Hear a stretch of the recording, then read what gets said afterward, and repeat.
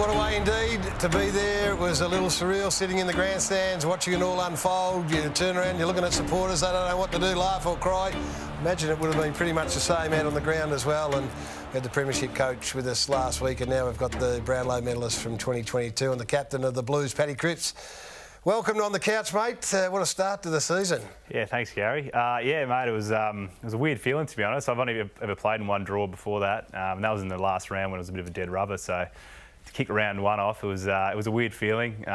It was pretty empty, to be honest, afterwards. It was sort of used when it's a big crowd. There was 90,000 there. Then you could hear a pin drop as soon as the siren went. So, yeah, unusual way to start, but, yeah, a lot to learn and things to like as well. Did you have a sense that it was one that you let go, or were you satisfied that 2 points might have been just about right? It's a funny one. I felt like, in terms of the game, the way it was played, Richmond probably won the territory battle. So, in a way, I felt like you're sort of happy with the 2 points, but then the position we're in late in the game probably feels like one that might have got away from us. So you can look at it two different ways. But, yeah, now the results happen, you sort of supposed to take the positive sort of outlook, and you look forward ahead to Geelong. But there's definitely some lessons from the game that you want to take out, and also, like I said before, things to like that we worked on over the summer. Vossi claimed after the game in the press conference that if you'd have played the same game last year, you would have lost by 6 goals. What does he mean by that?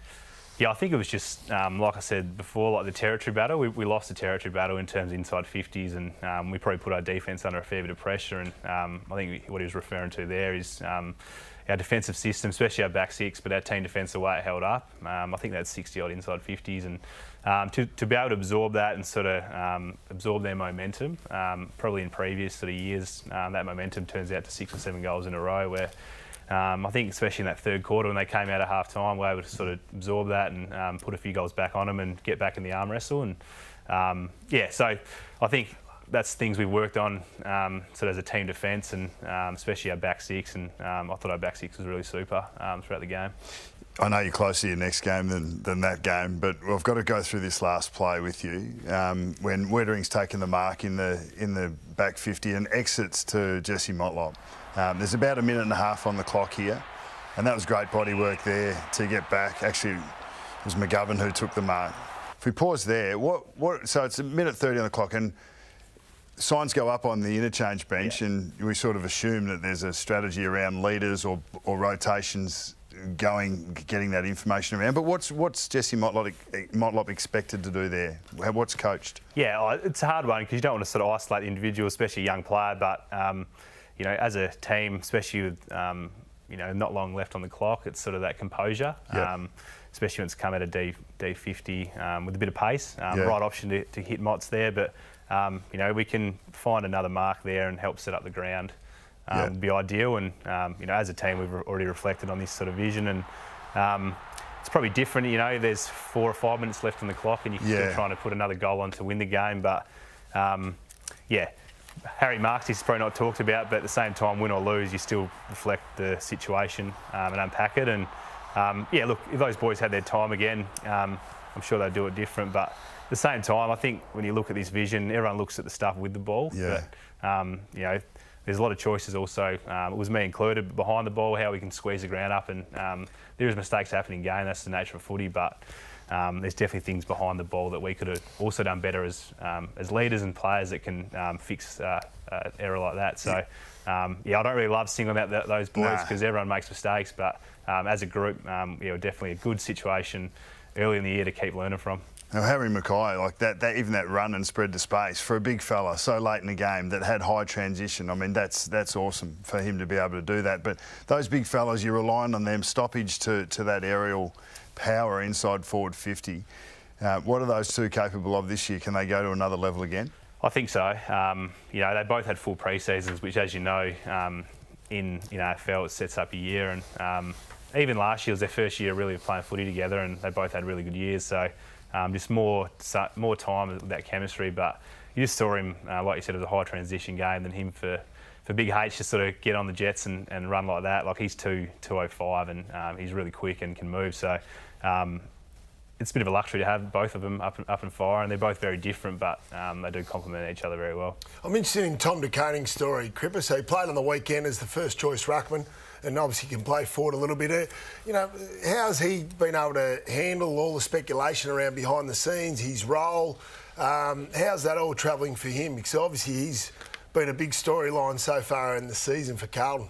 Yeah, no, he's done well. He's a bit like what I chatted about with Harry and Charlie. He's had a full pre-season, which is his first one as a player. He's 24, and you know, the situation he's going through at the moment, that's sort of probably new to him. He's still pretty young, and you know, there's definitely a lot of noise sort of externally, but you know, the thing that we're sort of preaching to him right now is just focus on playing good footy, try and block out the external and keep enjoying what you do.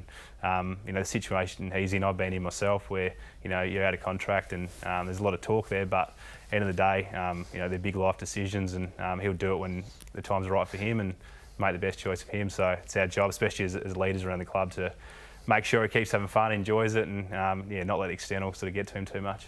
You had a great year last year, culminated in the Brownlow medal. We had the moment through the middle, we had the bump, and it was hotly debated. You tell us, you know, in the ad break that you watched a bit of footy. So what do you make of the Pickett and the other fellow? McAdam from Adelaide. When you see that, I mean, what as a senior voice in football right now, what's your reaction to that? I think the reaction is you always want to look after the player, you know, and then I suppose the thing is, I've always been big on, are they going for the ball, or is it an action that, you know, gets them head high? So, look, you never want to see players hurt. You know, I can guarantee, even when you guys played, you never want to see someone get injured, do you? So, you know, it's sort of, it's a tricky one, but, you know, you want guys going hard for the ball, but there's also, I suppose, a duty of care when you choose to bump. Yeah, and given this environment of concussion, and you would be aware of all the discussions we're having, are you satisfied that 2 weeks is an appropriate penalty in this instance, and one for Buddy? Now, I don't want to get you into trouble, so you don't have to talk specifically about those instances, but in broader terms, are you satisfied that the AFL have got their head as a priority? I think the AFL is doing a lot of good stuff around trying to protect the player. We're at the Captain's Day the other day, and the research and that, like, it's the unknown, isn't it? Like, yeah, it's it is. you know, there's a lot of sort of I suppose research that's gone back in the day when I suppose you guys were playing and the head injuries, but like, it's still unknown, the whole thing, and I think they're putting measures in place to try and protect players' well-being. So I think the AFL is doing all they can, but it's still I think the whole concussion stuff's still unknown. But I think club doctors, AFL are doing their part to try and I suppose help players as much as they can with it. Yeah, I know it's a hard question for you. McAdam, we're told, is going straight to the tribunal, so we'll talk to Johnny Ralph when he comes about that specifically. You'd be anticipating greater transition in the game, but you don't want to lose what is a one wood in your contested work. Your body shape and your body size, have you found an optimal playing weight, do you reckon? Yeah, I've definitely played around with it over the years, but I feel like now I've sort of got an optimal weight that I like to sort of to play at. But yeah, it's sort of the game definitely is a bit of a transition game at the moment, but there's still areas of where it's high contest and high stoppage, and I think when you play the best sides, there's still that really competitive sort of stoppage game because both teams defend at a high level, which creates contest. So it's just finding your place in the system and the role in the team that sort of, you know, as you know, as being a coach, you try and maximise players' strengths and build a system around that sort of gets the best out of your side. So that's what we're sort of playing around with at the moment, and it's obviously second year under Vossi, but we feel like the whole sort of system's evolving well. Is the game more enjoyable for you to play when it's high scoring? It wasn't high scoring on Thursday night, but as players, is it more enjoyable now that we're getting faster movement and maybe higher scores?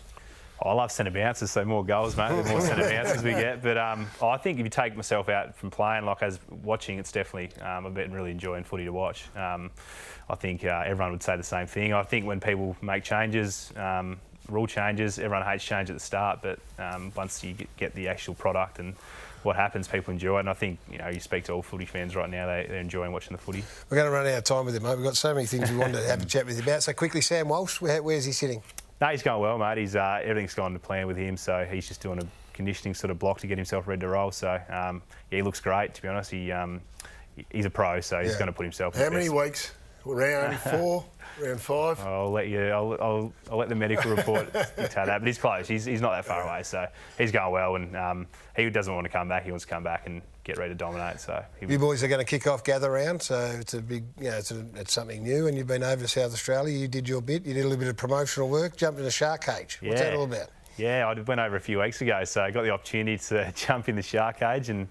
It's always been a bit of a bucket list. It was actually an amazing experience. I don't know if you guys have done it before, but yeah, it was definitely got the adrenaline going, and to see him How in real life. close did you get, the big fella?